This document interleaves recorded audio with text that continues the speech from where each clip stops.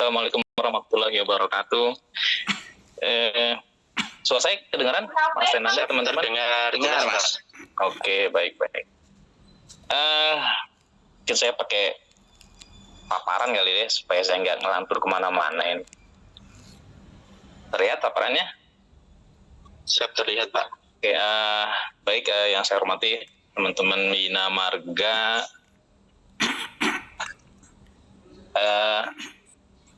para pejabat administrator, pengawas, Jafung, ya, yang hari ini mengikuti konsinyasi tentang e-cuti gitu ya. Mungkin Mas Hendik izin saya mungkin nggak detail aplikasinya, karena aplikasinya sekarang kan merujuknya ke Bravo nih. Jadi e-cuti yang memang e-cuti yang sebelumnya ada di HRM itu fungsi-fungsinya itu sudah dipindahkan ke Bravo. Jadi dia lebih lebih engage lah ya dengan aplikasi absensi dan bisa lebih real time gitu. Mungkin penjelasan sedikit aja mengenai cutinya sendiri, karena masih kadang-kadang masih ada yang suka nanya juga gitu ya. Jadi kalau mau yang cuti silakan cuti ya, selama kuota cutinya masih ada. Oke, aturan cutinya sendiri ini kita mungkin dari jenis pegawai ada 3 macam ya. Yang 3 macam itu punya aturan masing-masing ya. Di yang PNS ada di peraturan kepala BKN nomor 24 2017 yang diubah ya 7 tahun 2021. P3K juga ada aturannya, lalu yang NRP juga ada rujukannya gitu. Nah, dari 3 aturan ini mungkin bisa kita kelompokkan nih mana cuti yang bisa diambil oleh masing-masing pegawai. Jadi buat yang teman-teman NRP itu hanya bisa mengambil cuti tahunan dan cuti melahirkan. Yang P3K melahirkan, tahunan, dan cuti sakit. Lalu yang PNS itu bisa ambil sampai cuti di luar tanggungan negara. Yang mana kalau nggak salah ini sudah diimplementasikan di aplikasi e-cuti ya, yang dari Bravo. Jadi teman-teman aksesnya lewat aplikasi IHRM ataupun lewat yang mobile ya, itu sama nih. Dia sudah satu interface. Jadi nanti mungkin sekalian sama Asam, karena detailingnya ada di sana gitu ya. Tapi prinsipnya sih masing-masing jenis pegawai cuma bisa mengajukan apa yang bisa gitu ya, sudah ditetapkan di aturannya seperti itu. Nah, itu untuk ngambil cuti itu butuh apa aja sih? Nah, ini kita sebenarnya banyaknya ke dokumentasi ya, ke dokumen gitu. Ketika teman-teman mengajuin usulan cuti, nah ini pastikan siapin dulu dokumen usulannya mana. Tahu kan ya dokumen yang ada apa? Harus saya nggak capture ininya dokumennya. Jadi ada data pegawainya, lalu apalagi ada riwayatnya ya, riwayat cutinya ya 3 tahun terakhir, sisa cutinya berapa. Gitu. Lalu kalau misalkan cuti sakit, cuti alasan penting, itu perlu dokumen pendukung. Nah, untuk nyiapin dokumen ini saja itu kalau kita pakai yang manual itu sudah sangat capek lah ya. Kita mungkin lupa masa kerja kita berapa. Kita mungkin juga lupa sisa cuti kita berapa gitu ya. Jangankan si pengelola kepegawaiannya, kita sendiri kadang lupa gitu. Cuti tahun ini udah berapa kali sih? Sisa cuti kita berapa sih? Ya, jadi dengan pola yang sebelumnya kita mengalami beberapa kesulitan itu gitu. Sehingga untuk ngitung cutinya aja tuh udah susah. Gimana kalau buat ngitung yang lain? Apalagi sekarang kan udah pakai perhitungan tunjangan kinerja pun sudah pakai kehadiran. Tidak tercatatnya data cuti ini ya pasti akan menyulitkan buat teman-teman yang ngurus penggajian gitu. Ini contoh aja, cuti ini kan kita baru mulai mungkin tahun 2018 kali ya sudah mulai e-cuti itu kan. Nah, pada saat kita bikin e-cuti itu kita bingung. Nah, sisa cuti tahun lalu itu berapa sih untuk bisa kita implement di aplikasi? Ternyata memang tidak terdata gitu. Data itu dikumpulin tuh dokumen-dokumen berkas, tapi tidak pernah direkap. Jadi ketika ngitung jumlah cuti normal berapa sih? Ya nggak tahu, harus buka dulu gitu. Nah, ini yang kesulitan yang sudah mulai kebaca nih tahun 2018 itu. Makanya waktu itu sih sempat ada kayak semacam pemutihan lah yang tidak tercatat, dianggapnya belum cuti. Itu kan sudah 4-5 tahun yang lalu. Kesini-sini sudah mulai terisi.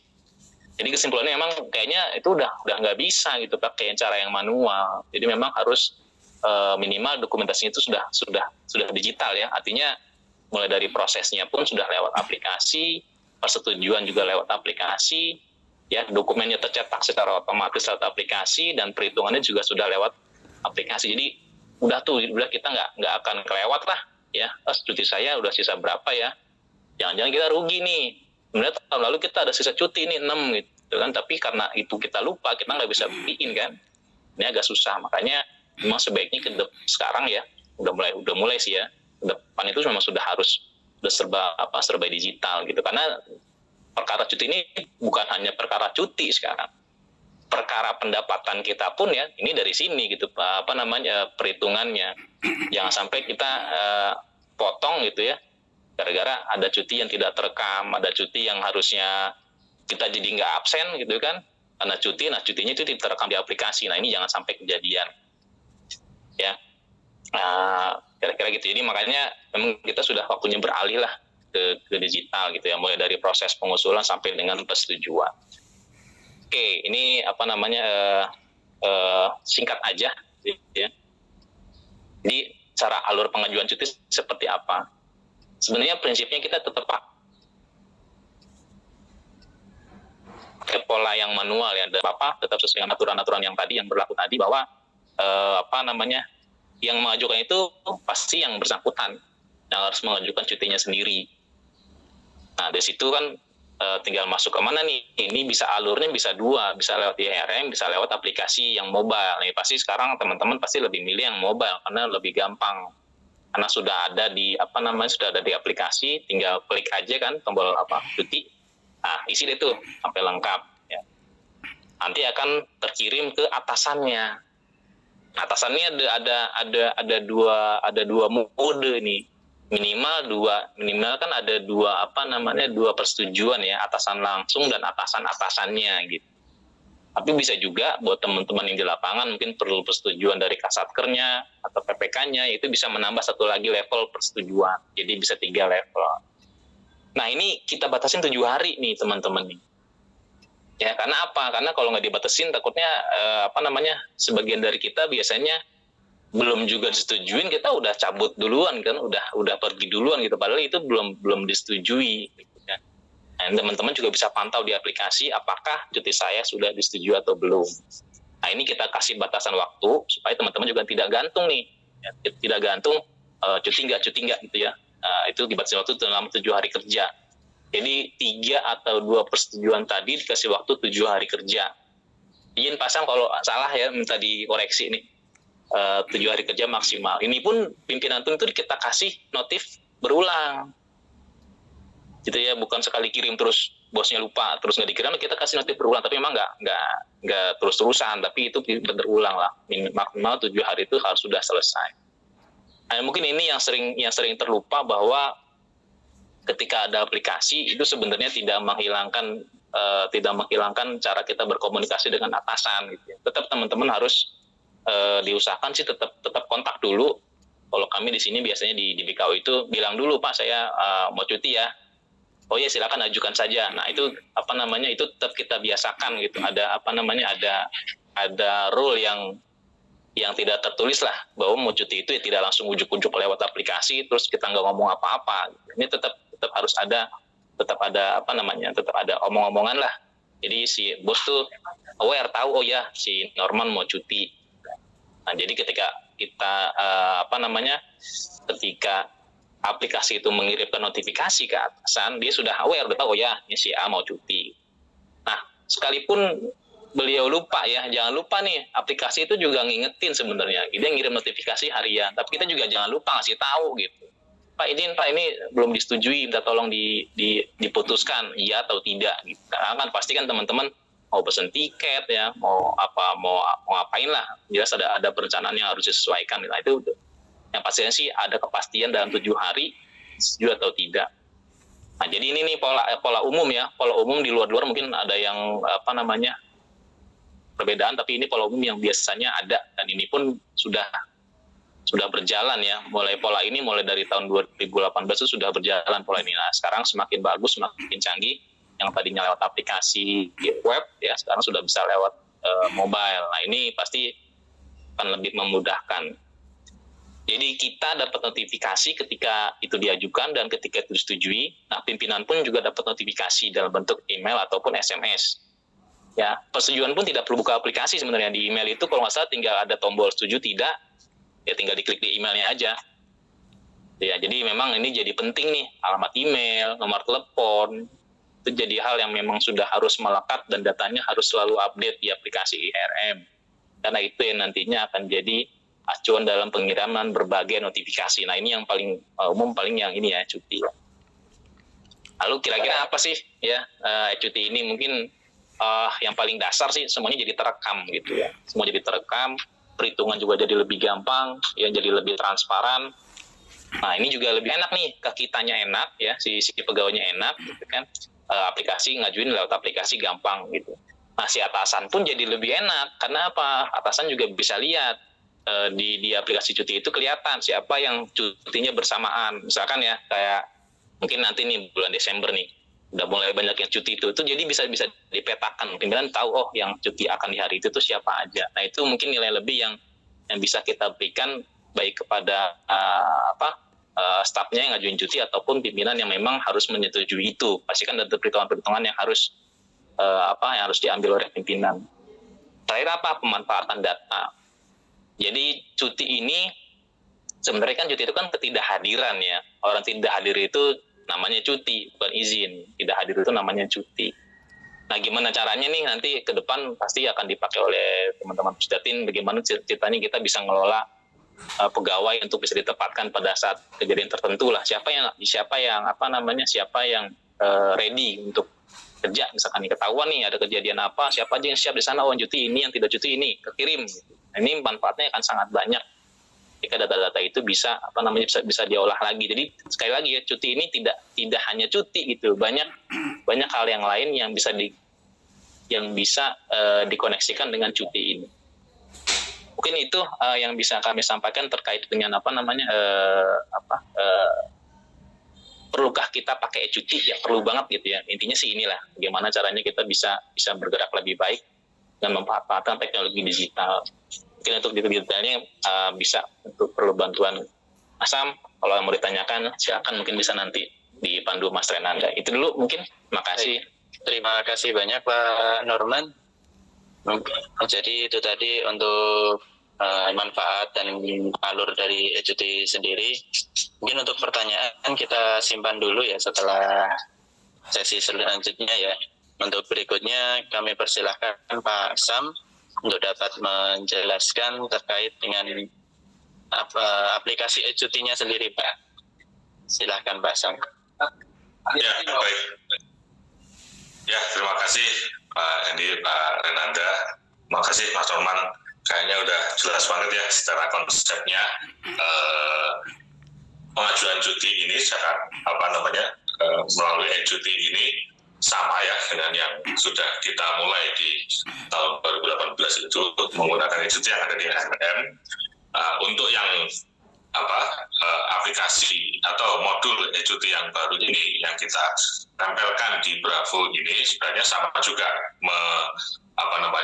proses bisnisnya, kemudian kebutuhan pengisian datanya itu sama persis seperti yang kita sudah temukan di IRM yang dulu seperti itu. Nah, di sini kan secara operasionalnya memang kita udah benar ya, harusnya semua lewat Bravo karena pegangan kita sebagai pegawai PU sekarang itu harusnya sudah lewat Bravo semua seperti itu. Dari mulai kita absensi, kemudian pengajuan SPT ya, pengajuan dinas, pengajuan cuti ini, kemudian kalau ada kalau di Bravo yang baru kan ada ini ya sekarang kalau misalnya yang di daerah itu ada yang tugas luar onsite ya, onsite namanya, onsite itu juga sudah bisa dipakai dan ini sudah mengacu ke mungkin masih draft SE kepegawaian yang baru itu, khususnya di bulan Desember ini sudah disahkan seperti itu. Nah, kemudian untuk terkait modul cuti ini, mungkin izin saya sambil share screen ya. Ini sebenarnya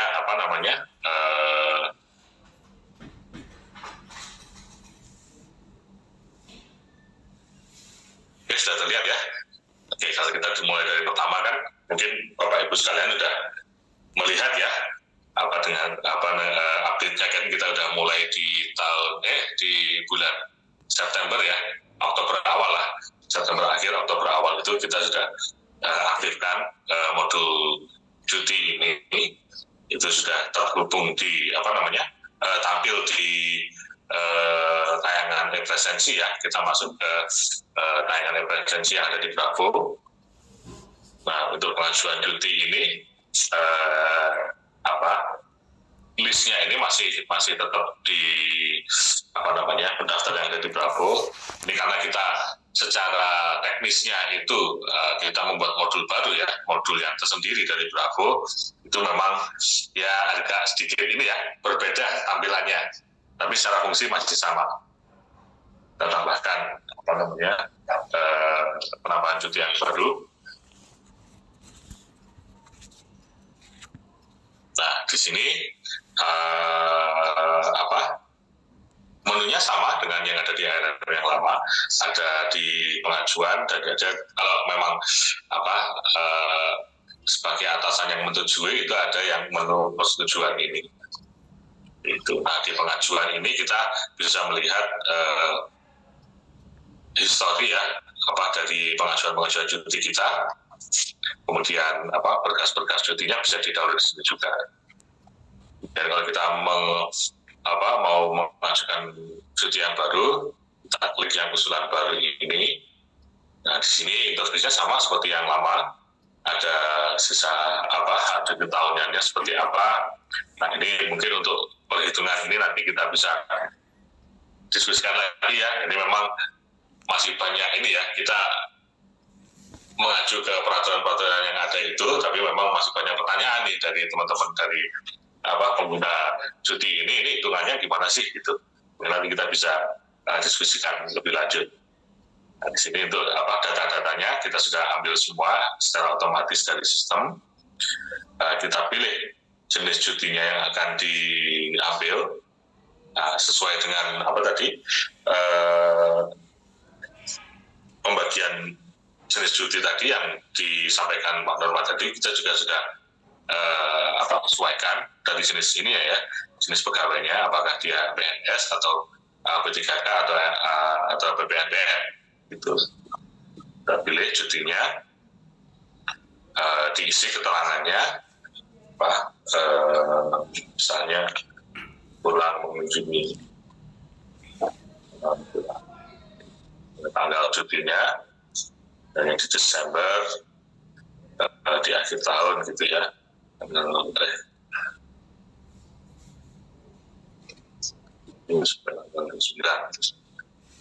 Dari situ sudah terhitung jumlah harinya.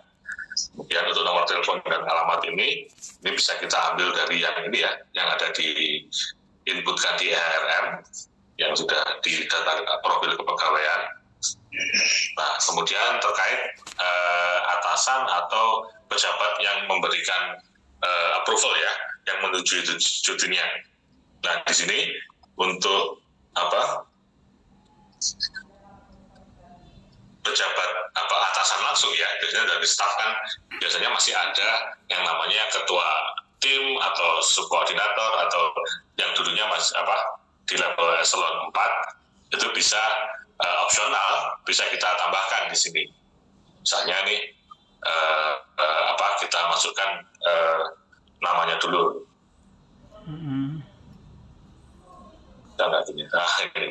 Ini kalau oh iya, ini karena saya sendiri ya. Ini kan kalau misalnya jadi staff gitu, bisa memasukkan NIP atau namanya untuk sebagai ini ya, atasan yang mengetahui ya. Itu ini pilihan aja untuk yang untuk yang level staff. Kemudian untuk yang di atasan langsungnya kan biasanya di sini di eselon 3 ya, eselon 3-nya siapa, kemudian di eselon 2-nya siapa, seperti itu. Di sini ada kemungkinan data yang ada di HRM, data struktural ya, data struktural ada di HRM, ada kemungkinan mungkin belum diupdate atau belum ada perubahan pejabat yang belum tercatat di sistem. Jadi mungkin ada kemungkinan nama yang muncul di sini itu mungkin salah nih, nggak up to date gitu. Nah di sini kita bisa mengubah nama pejabat tersebut, nama atasan tersebut dengan mengklik tombol yang delegasi ini. Jadi kita mengganti nama atasannya, kita tinggal masukkan NIP atau nama yang dicari.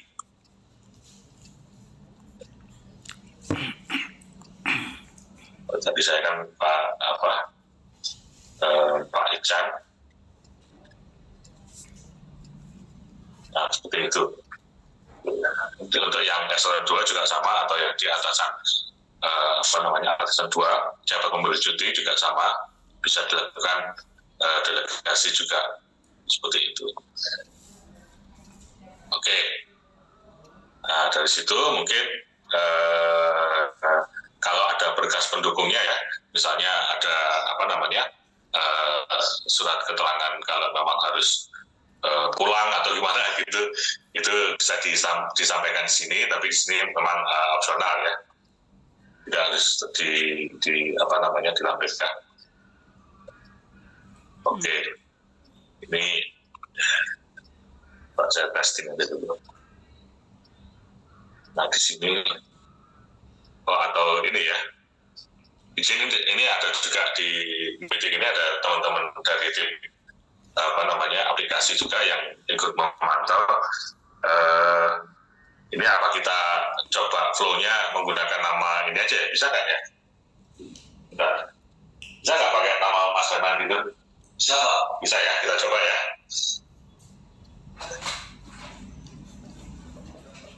Oke, untuk approval-nya kita di atas benar 10 nih. Nah, ini untuk kita coba ya. Oh yang itu. Oh yang kepada sama ke satu ya lagi bagi. Ya ini untuk percobaan aja. Jadi untuk atasan-atasan yang mau approve, ini masih dalam tim sendiri juga.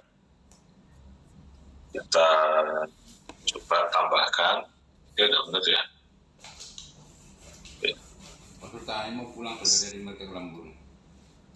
Nah, di sini sudah ada notifikasi formulir cuti sudah berhasil dikirim, tinggal menunggu otorisasi approval seperti itu. Nah, di sini status pengajuan cuti Bapak Ibu sudah muncul di sini ya. Sekarang sedang pada tahapan apa seperti itu. Nah di sini mungkin dari Mas Danang bisa menunjukkan tampilan email yang diterima.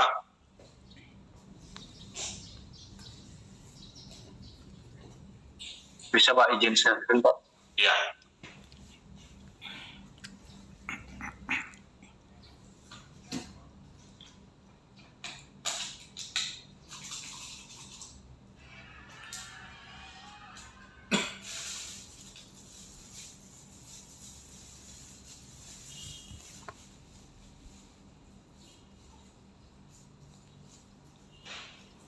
Apakah sudah terlihat Pak Sam? Ya, udah. Izin Pak Sam, Pak Endik, Pak Norman, mungkin ini share tadi ya, setelah Pak Sam mengajukan cuti seperti itu untuk disimulasikan bahwa saya ini sebagai atasan langsung gitu Pak Sam ya.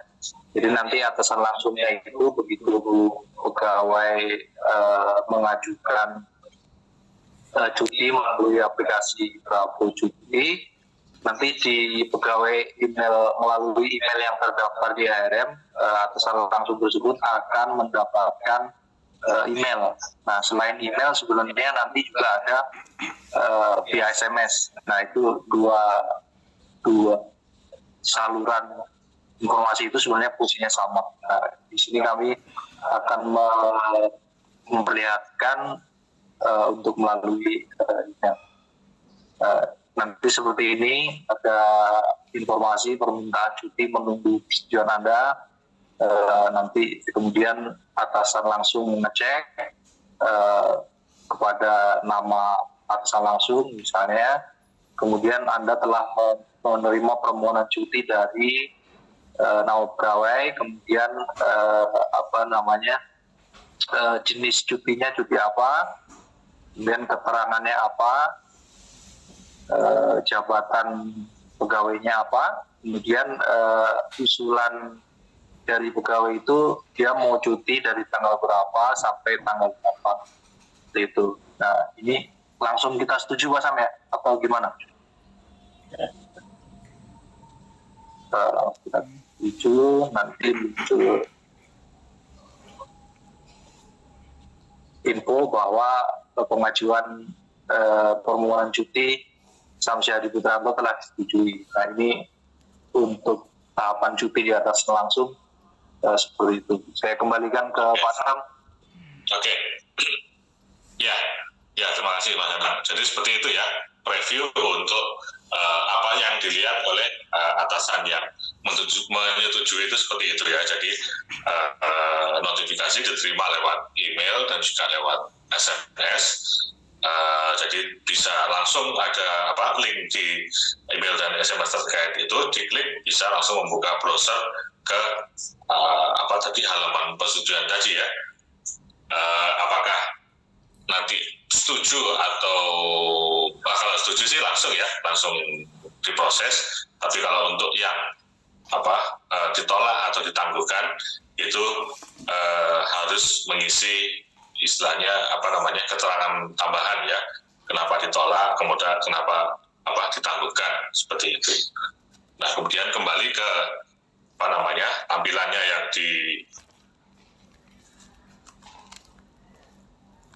diisi pemohon. Jadi kalau kita refresh,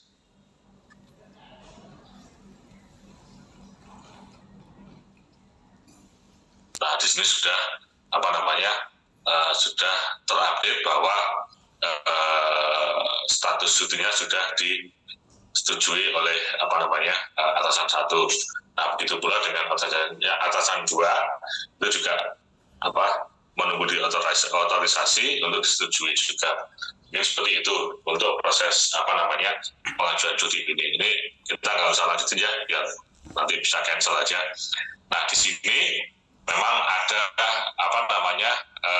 tenggang waktu ya untuk deadline untuk si atasan itu memberikan status approvalnya, klik approvalnya, yaitu tadi ya di 7 hari ya. Kalau dalam 7 hari itu tidak ada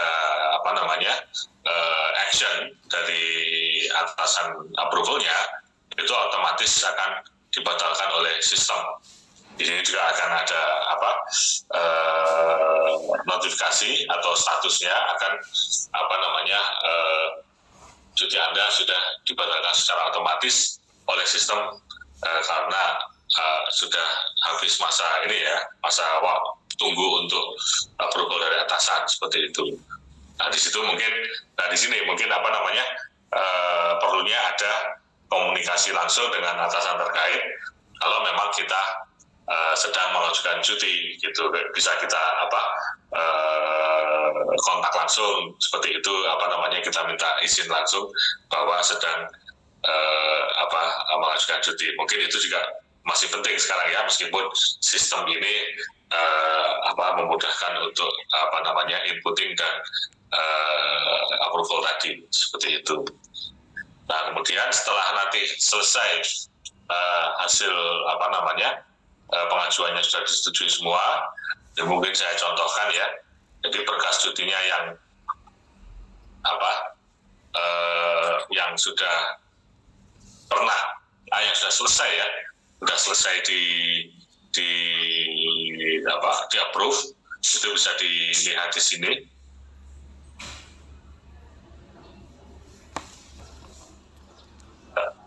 Ini di sini. Ya, di sini. Jadi persetujuan lembar cutinya bisa dilihat di sini.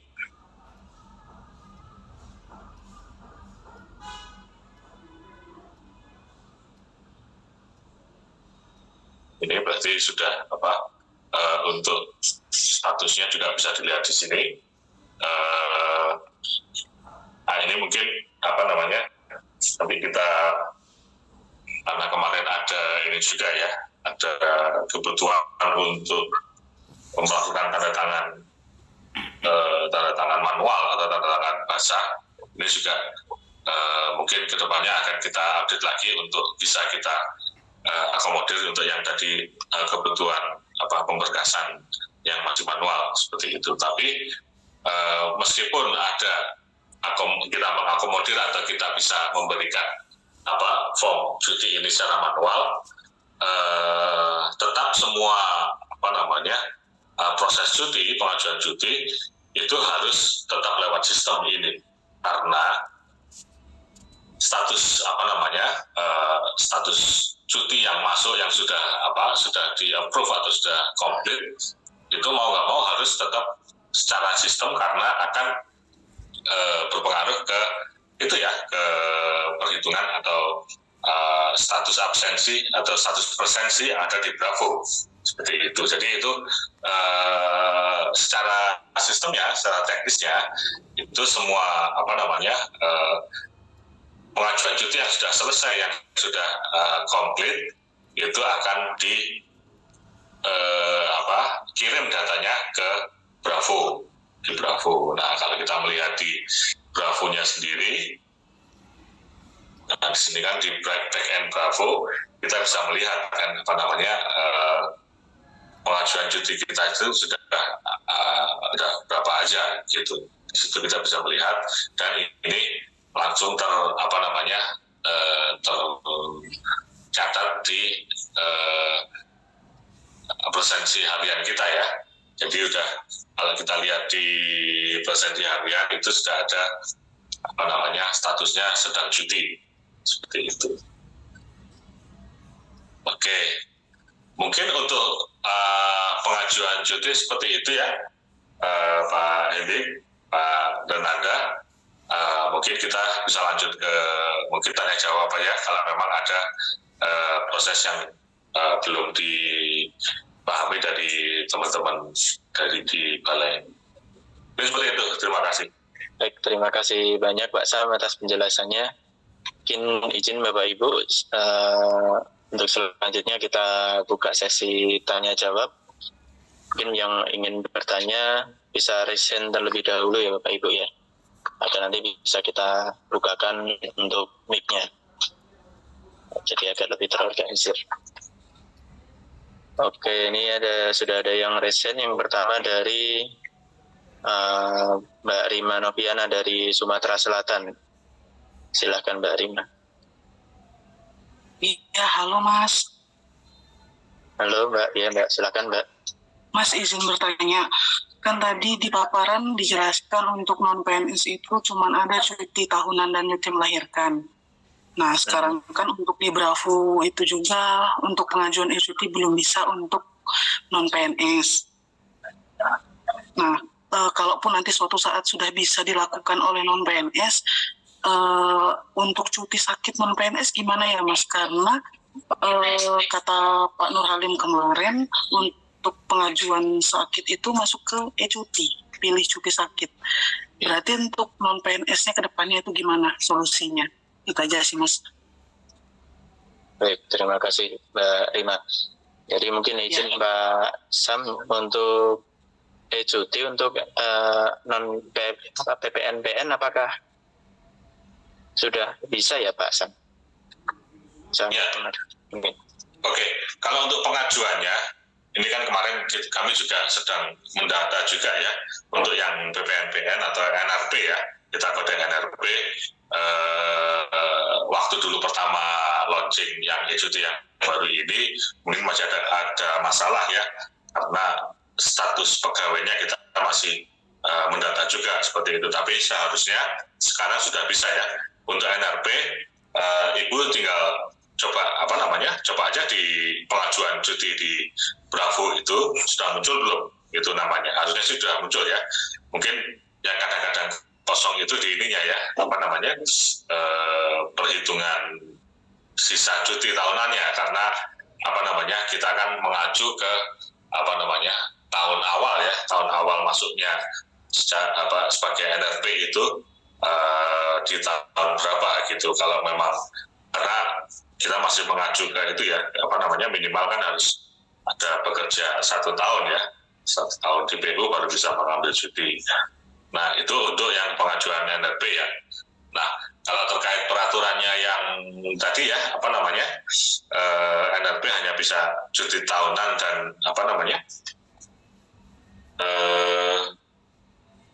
nggak bisa cuti sakit ya. Nah itu mungkin saya kurang tahu. Ini dari Pak Norman yang aturan PPN tadi seperti apa ya? Ini juga secara sistem kami ngikut skema yang sudah ada sih, seperti itu.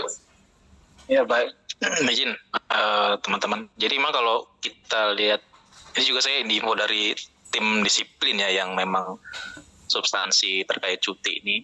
Jadi memang tidak ada cuti sakit. Jadi seandainya teman-teman yang NRP itu sakit gitu ya, tidak masuk mengajukannya cuti tahunan. Seperti itu teman-teman. Mungkin ya ini kan aturan ya, mungkin bisa diubah atau kapan bisa disesuaikan. Tapi untuk saat ini sih memang cuti sakit tidak ada. Jadi kalau sakit itu mengajukan cuti tahunan. Seperti itu teman-teman. Terima kasih Pak Sam, Pak Norman. Mungkin itu ya Mbak Rima. Ada cukup Mbak Rima? Berarti untuk non PNS yang sakit tadi wajib ngajuin cuti tahunan ya Pak ya? Iya Mbak Rima. Jadi karena jatah untuk NRP untuk non PNS cuti hanya cuti melahirkan dan cuti tahunan. Jadi untuk cuti sakit memotong cuti tahunan. Mungkin begitu Mbak Rima ya. Oke cukup Mas, terima kasih. Ya, mungkin selanjutnya dari Direktorat Pembangunan Jalan. Izin Mas Renanda. Oh iya Pak. Mungkin ini perlu kita juga fokuskan ya terkait kegiatan kita ini kan lebih pada aplikasi e-cutinya.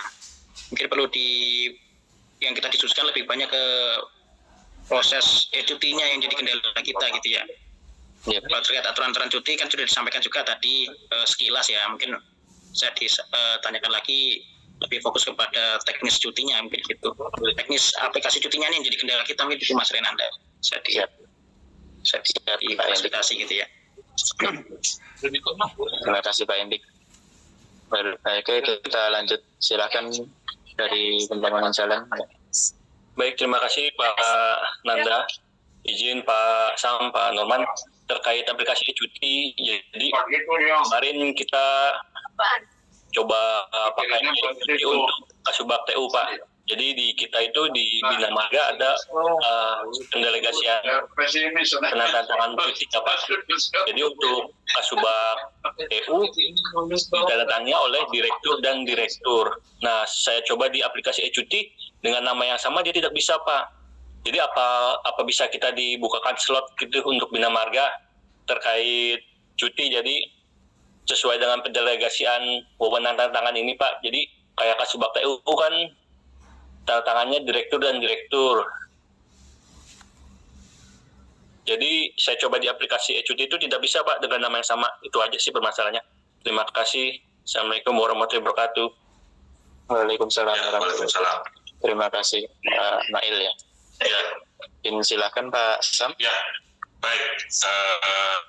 Baik Pak Mahil. Jadi mungkin untuk yang tadi ya, yang di halaman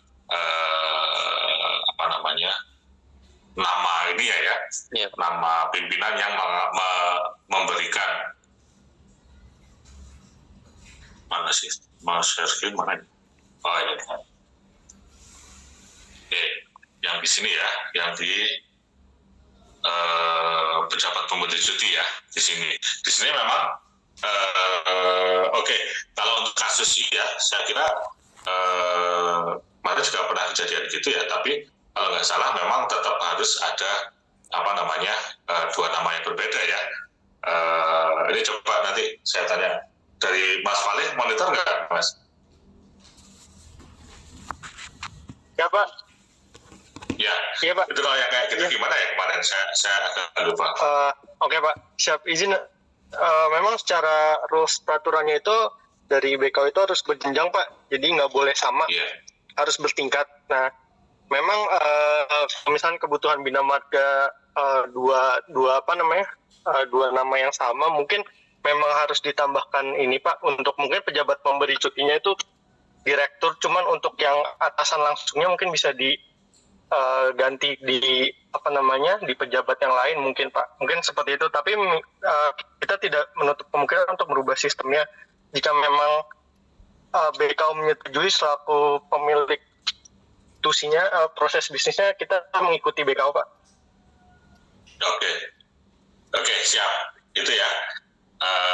Makasih Mas Falik. Jadi seperti itu Pak, secara sistem itu memang kita tidak perbolehkan ada dua nama yang sama antara langsung dan pejabat pemberi cuti.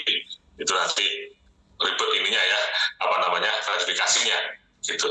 Nah, secara propis atau peraturan yang berlaku ini kami kembalikan juga sih. Ini apakah memang diperbolehkan seperti itu ya, pemberi approval atau yang klik approval itu cuma satu orang saja gitu. Tapi kalau dari aturannya kan kita bacanya harus ini ya, dua jenjang di atasnya kan gitu. Nah, ini kan secara operasional mungkin di balai atau di UPT itu tidak mengikuti standar seperti itu apakah bisa diakomodir seperti itu? Mungkin dari Pak Norman ada komentar, Pak?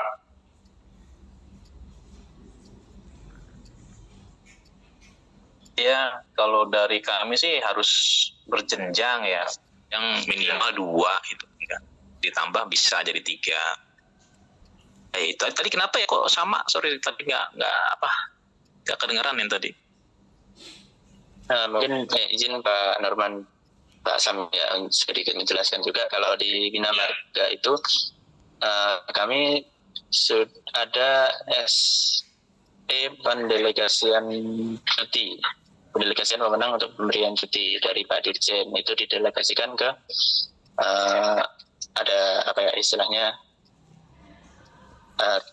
pejabat-pejabat tersendirinya lah gitu, ada aturannya lah gitu. Nah, itu di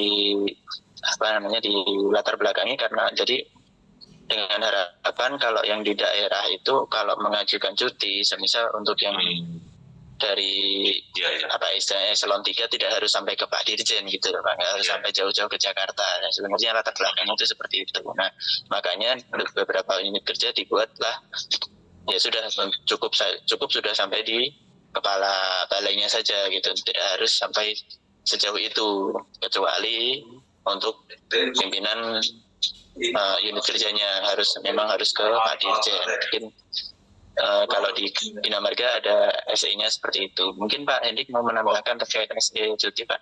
Iya Pak Sam, Pak Norman pada waktu itu juga sudah diskusikan juga dengan Mbak Mita, Pak Norman waktu itu. Jadi pimpinan kami sih mengharapkan agar proses cuti itu lebih cepat gitu dan tidak harus sampai ke level pusat. Mungkin izin aja sih Pak Sam bisa diopsionalkan untuk Bina Marga bisa mengikuti SE kita ini, karena SK-nya juga baru terbit gitu. Bisa kita review, jadi takutnya malah nggak sesuai dengan SK yang telah didelegasikan oleh Pak Dirjen gitu sih. Izin gitu sih Pak Sam, Pak Norman. Ya, halo. Mau Pak Norman dulu? Ya mungkin gini aja, itu kan sebenarnya tidak mengikat ya Mas Hendik ya, dua jabatan itu tidak mengikat, artinya harus Pak Dirjen juga enggak, tapi mungkin bisa disetting lah, misalkan gini, misalkan balai yang di daerah itu paling tinggi siapa Kabalai misalkan, nah tinggal cari satu lagi yang ada di bawah Kabalai itu aja. Tidak semua sih Pak Norman, hanya untuk yang level misalkan gini Pak. Kalau semua sudah 2 tingkat ya, seingat saya itu sudah 2 tingkat. Nah, hanya untuk pimpinan kita disampaikan Pak Mail ya, misalkan direktur itu dirjen tuh. Nggak perlu sampai, kalau atasnya dirjen kan Pak Menteri, masa harus tanda tangan Pak Menteri gitu, atau harus ke sekjen atau 2 level kan gitu ya. Itu Pak Norman, Pak Sam nanti terlalu lama, jadi hanya cukup hanya beberapa jabatan aja yang kita levelnya itu atasannya sama pemberi atasannya itu sama. Karena sebenarnya kan pemberi atasan itu bukan, menurut kami ya, bukan atasan langsungnya, tapi pejabat yang berwenang memberikan cuti. Nah itu bisa sama atasan langsungnya, bisa juga tidak.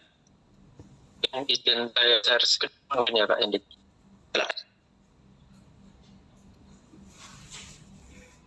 Nah, izin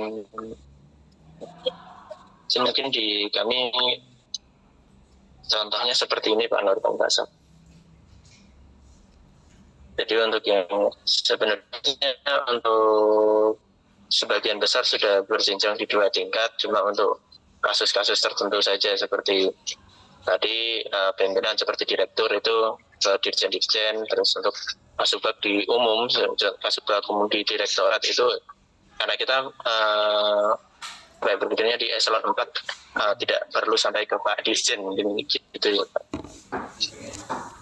Makanya kita arahkan ke direktur seperti itu Pak Narawan Taksan. Ini nggak coba ke sesnya gitu ya? Jadi maksudnya struktural juga, cuman beda gitu. Tapi ini udah aturannya udah begini ya.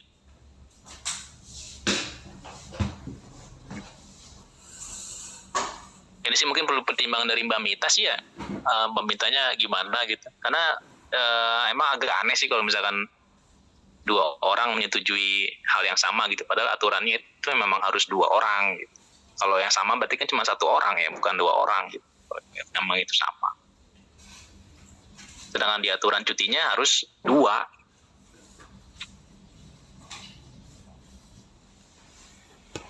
Ini kayaknya perlu apa? Ya. Perlu konsultasi lagi dengan teman BKO yang lain nih, Mas Hendik. Masa saya juga bingung. Iya sih, kalau kita membaca peraturannya memang seperti itu ya, harus 2 orang. Ini kan sistemnya yang namanya persetujuan nggak dipegang oleh 1 orang saja. Memang targetnya kan seperti itu ya. Itu. Jadi ada dua sepengetahuan 2 orang gitu, satu atasan langsung atau atasan yang membawahi, yang satu memang pejabat yang berwenang untuk memberikan izin cuti seperti itu. Nah, ini peraturan udah jadi ini ya, Pak Hendik ya. Ini kalau maksudnya kalau gini ya, kalau alasannya memang terlalu jauh, untuk mencari persetujuan, meminta persetujuan, kayaknya kan dengan sistem kan itu sudah diatasi ya. Semua sudah bisa lewat sistem, seharusnya nggak ada lagi alasan nggak bisa meng-approve karena jaraknya terlalu jauh seperti itu. Nah kemudian soal pendelegasian ini juga kami sudah membuat perencanaan juga ini, misalnya nih dari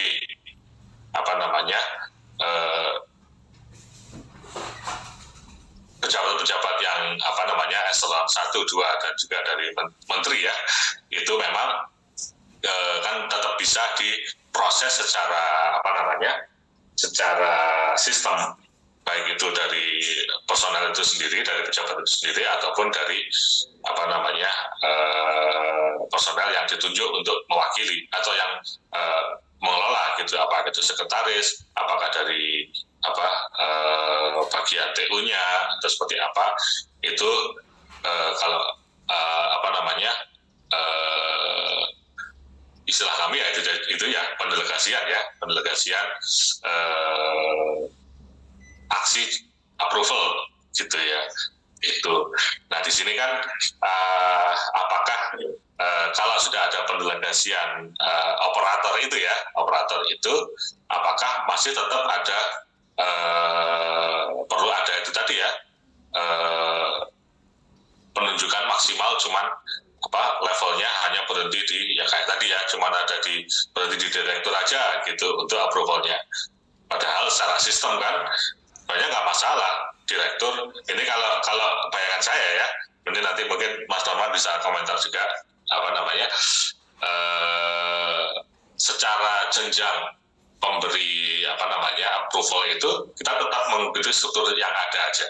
gitu. Meskipun dia yang mengajukan cuti itu dari eselon 2, yang approval ya tetap eselon 1 dan menteri gitu. Tapi memang nggak harus menteri sendiri yang buka HP kemudian melakukan approval gitu, tapi bisa didelegasikan ke sekretariat menteri atau ada personel lain yang ajudannya gitu misalnya, gitu yang sudah mendapatkan persetujuan untuk diberikan wewenang untuk mewakili approval itu gitu. Itu sih kalau bayang saya seperti itu ya, untuk sistem approval ini. Nah, ini terkait kalau kita mau mengikuti aturan yang sudah jadi tadi, kami juga agak nggak kebayang juga ya, maksudnya kita membuka sistemnya untuk sesuai dengan aturan dari Bina Marga tadi, untuk Bina Marga aja agak susah juga di codingannya ya, di aplikasinya gitu.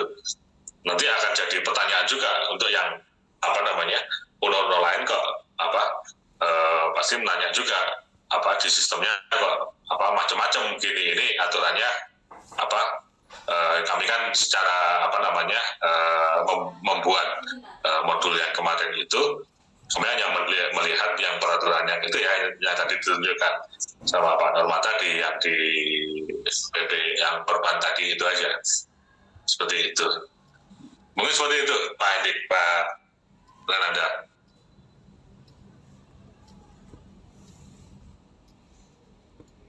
Terima kasih banyak Pak Sam. Mungkin dari Pak Hendik ada tambahan? Ini aja sih, saya masih mikir kalau untuk ngitungnya gimana, ngitung cutinya tadi ya, yang sudah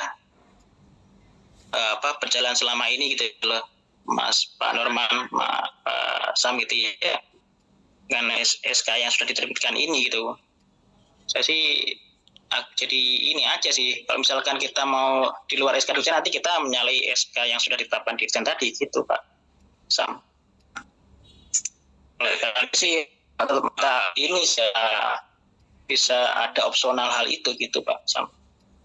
Oke, kalau itu ya saya kembalikan ke ini nih dari BKO. Atau ada solusi lain gitu Pak. Solusi lain gimana? Secara sistem kan kami mengikuti ya. Kalau memang udah ada peraturan yang sudah berlaku seperti itu, oke, ya kita usahakan ke sistemnya gitu. Tapi sesuai persetujuan dari dari BKO ya. BKO memang kalau memang membolehkan hal itu ya udah kita harus upayakan di sistemnya gitu. Menjadi catatan khusus untuk yang Bina Marga. Seperti itu. Gimana Pak Norman? Dia sebenarnya kan diaplikasikan itu udah fleksibel ya. Artinya kita bisa nginput NIP selama di kerja berstruktural, itu udah fleksibel banget. Masalahnya emang ini nih, ketika di aturan pun harus dua kali ya, bukan? Iya. Artinya bukan orang yang sama gitu maksudnya. Kenapa dua itu kan? Karena pasti bukan orang yang sama gitu. Nah ini ya tadi ini saya perlu konsultasi juga sama siapa namanya, sama Mbak Mita. Terus seandainya 2 kali, bisa nggak yang satunya itu direkturnya, terus yang keduanya mungkin bagian kepegawaiannya misalkan. Itu kan sama-sama struktural, tapi kan sudah, kalau dirjennya udah setuju, otomatis kan yang bagian kepegawaian juga tinggal approval. Nah ini perlu komunikasi lagi sih sama Mbak Mita, Mas Erik. Ya Pak Dalman, tapi izin Mas Renanda, kalau untuk perhitungan tukinya gimana Mas ya? Tukin dana sebagai tiket cuti ini? Intinya kalau perhitungan tukinya Pak, selama cutinya di Bravo sudah disetujui, tukin aman Pak. Ya. Aman ya Pak Ismail, izin Pak Mail. Gimana Pak Mail? Pak Mail? Ya tadi kalau nggak salah kan kasusnya di Pak Mail adalah ada kasus. Iya, ini gimana ya? Maksudnya kan ini sistem kan masih dikoordinasikan lagi nih ya Pak, terkait itu tadi. Cara teknis di teman-teman di